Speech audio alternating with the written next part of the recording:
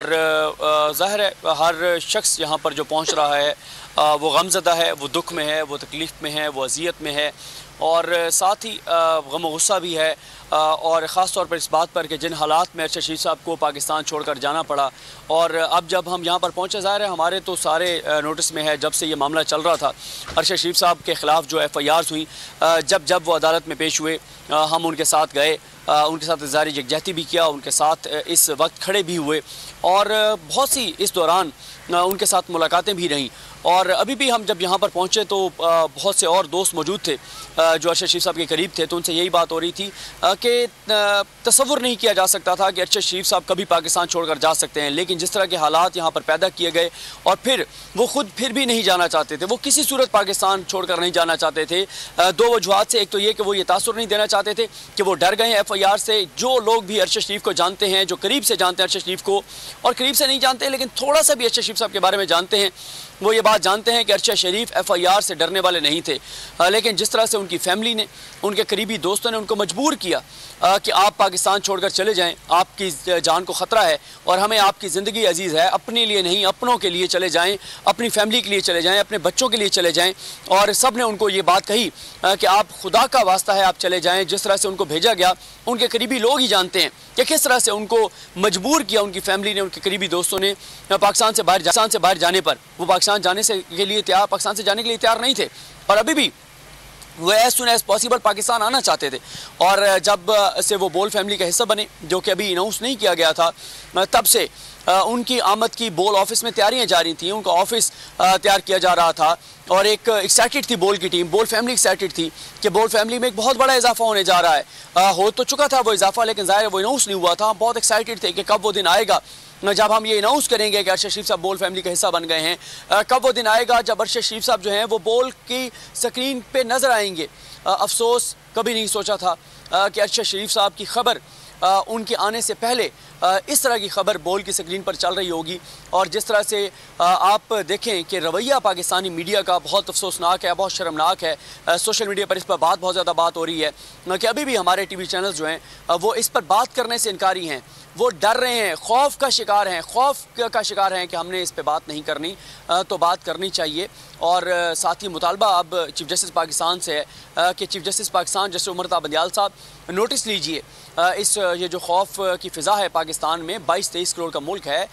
इस्लामी रियासत है, क्या इस्लामी रियासत के अंदर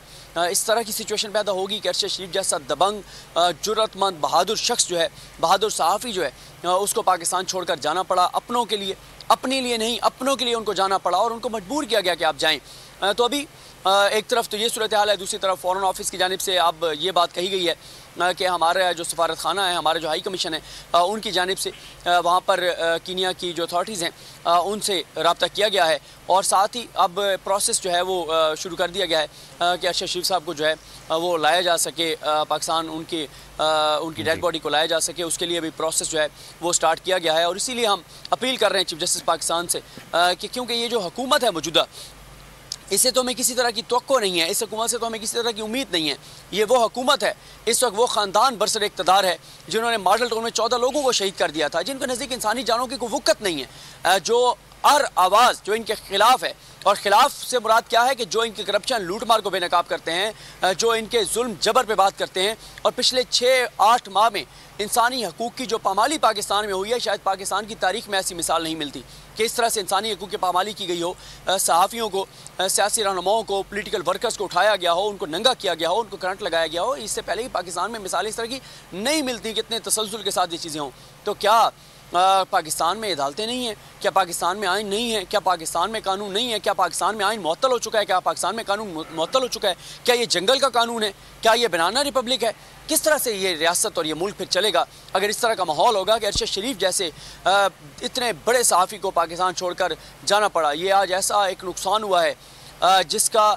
कभी अजाला नहीं हो सकेगा। कई दहाइयों तक शायद अरशद शरीफ जैसा सहाफ़ी पाकिस्तान की सहाफ़त में ना हो, जिन्होंने उन मुश्किल हालात में रिपोर्टिंग की, उन मुश्किल हालात में वो फ्रंट मोर्चों पर गए। अरशद शरीफ साहब जब लोग घरों से नहीं निकलते थे, जब हर दूसरे दिन धमाका होता था, जब लोग बाज़ारों में नहीं जाते थे, जब लोग बच्चों को स्कूलों में भेजकर और दुआ मांगते थे कि हमारे बच्चे खैर व आफियत से घरों को आ जाएँ, उस वक्त जब पाकिस्तान फ़ौज के जवान फ्रंट मोर्चों पर दहशत गर्दों के खिलाफ लड़ रहे थे, तो अगर कोई एक सहाफ़ी जिसने सबसे ज़्यादा जाकर प्रोग्राम किए, कोई एक एंकर जिसने सबसे ज़्यादा जाकर प्रोग्राम किए, तो उस एक सहाफ़ी का नाम अरशद शरीफ है, जो गए हर महाज पर गए, उन्होंने कौम को दिखाया, उन्होंने दुनिया को दिखाया कि पाकिस्तान की फ़ौज किस तरह से लड़ रही है, पाकिस्तान के जवान किस तरह से लड़ रहे हैं। वो अरशद शरीफ था, वो नाम अरशद शरीफ था, वो शख्स अरशद शरीफ था, वो जुर्रत और बहादुरी का निशान अरशद शरीफ था, जो गया हर महाज पर गया, उसने जाकर दिखाया दुनिया को। और फिर अरशद शरीफ साहब का ये नुकसान शायद अभी कुछ लोगों को अंदाज़ा ना हो, पूरे पाकिस्तान को तो अंदाज़ा है कि कितना बड़ा लॉस है, लेकिन कुछ लोगों को जिनको अंदाज़ा नहीं है उनको भी अंदाज़ा हो जाएगा, वक्त आएगा, अंदाज़ा होगा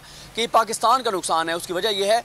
कि मैंने पहले भी ये बात की कि अरशद शरीफ साहब वो सहाफ़ी थे, वो एंकर थे जिनकी इंटरनेशनली उनको एक रिकगनाइज़ किया जाता था पाकिस्तान की आवाज़ के तौर पर। देखें, पाकिस्तान के बहुत कम ऐसे 3 या 4 ऐसे सहाफ़ी होंगे जिनको इंटरनेशनली जो है सुना जाता है, पढ़ा जाता है, उनके ट्वीट्स को देखा जाता है। तो जब अरशद शरीफ ये ट्वीट करते थे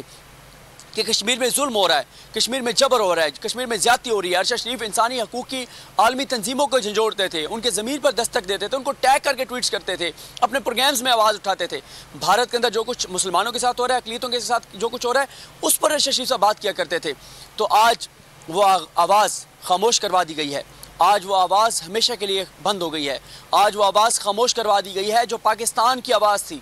जो इंसानी हकूक़ की आवाज़ थी, जो कश्मीरियों की आवाज़ थी, जो मज़लूमों की आवाज़ थी, जो पाकिस्तान में आइन और कानून की बालादस्ती चाहते थे, जो पाकिस्तान में इंसानी हकूक़ के जो कवानीन हैं उनका नफाज चाहते थे, जो चाहते थे कि यहाँ पर हकीकी आज़ादी हो, जो चाहते थे कि पाकिस्तानी ख़ुद को पाकिस्तान में रहते हुए आज़ाद महसूस करें, जो चाहते थे कि जुल्म ना हो, जबर ना हो, तशद्दुद ना हो, जो चाहते थे कि यहाँ पर करप्शन और लूट मार पर बात हो, जो चाहते थे कि यहाँ पर करप्शन और लूट मार ना हो, जो अरशद शरीफ चाहते थे कि पाकिस्तान के अवाम को वो हकूक़ मिलने चाहिए जो आइन ने उनसे वादा कर रखा है। आप अरशद शरीफ साहब के प्रोग्राम उठाकर देखिए, जो वो प्रोग्राम करते थे, सबसे ज़्यादा अगर आइन पर कोई बात करता था तो वो बात करते थे, वो आइन के नफाज की बात करते थे, वो आइन के उन आर्टिकल्स की बात करते थे जिन आर्टिकल्स में पाकिस्तानियों को उनके हकूक़ देने की बात की गई है। अरशद शरीफ साहब हमेशा जो है वो पाकिस्तान को आगे ले जाने की बात करते थे। उनका कोई जो वो बात करते थे उसमें कहीं पे भी उनका ज़ाती मफाद नहीं होता था, वो हमेशा पाकिस्तान की बात करते थे, वो पाकिस्तानियों की बात करते थे। लेकिन अफसोस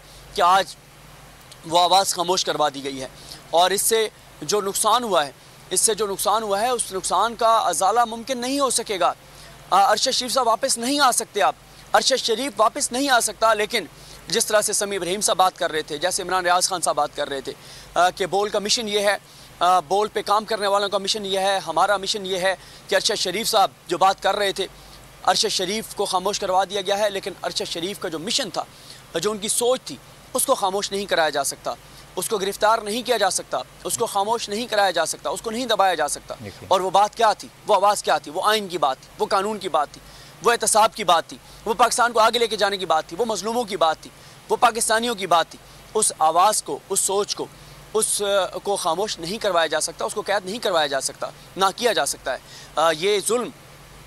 जबर, तशद्दुद,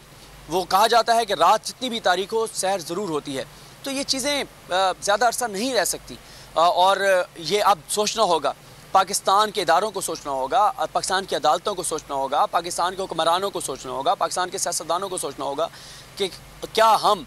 मुल्क का नुकसान तो नहीं कर रहे, मुल्क के मुस्तकबिल के साथ तो नहीं खेल रहे? क्यों ऐसे हालात पैदा किए गए कि अरशद शरीफ को पाकिस्तान से जाना पड़ा? इसका कोई ना कोई तो जवाब देगा। ये सवाल वो है जिसका जवाब आना चाहिए, जिसका